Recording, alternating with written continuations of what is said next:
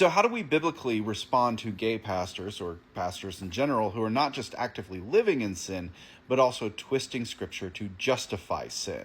In the context of the previous video, we were talking about 1 Corinthians 5, where Paul is talking about removing the sexual immoral person from among the people, that God is going to judge outsiders and we are supposed to judge internally.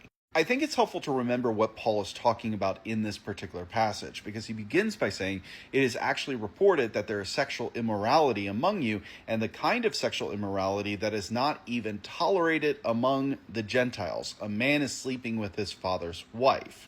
Now, in response to this, Paul says, and you are arrogant. Shouldn't you be filled with grief and remove from your congregation the one who did this? Now, what's funny is this word for arrogance that Paul is using is only ever used within the letters to the Corinthians.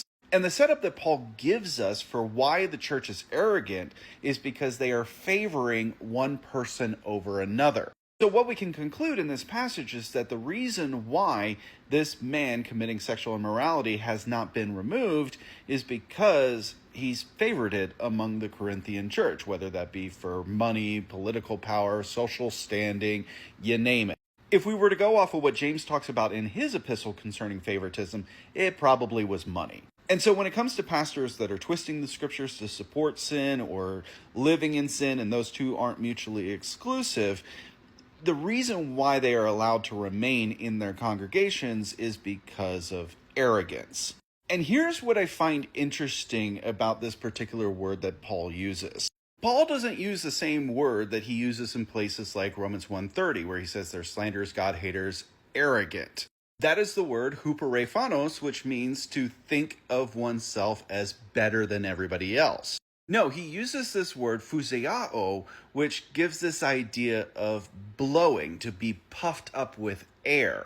The reason why that's interesting is just a little bit later in 1 Corinthians 7, Paul says this. He says, if they do not have self-control, they should marry, since it is better to marry than to burn with desire.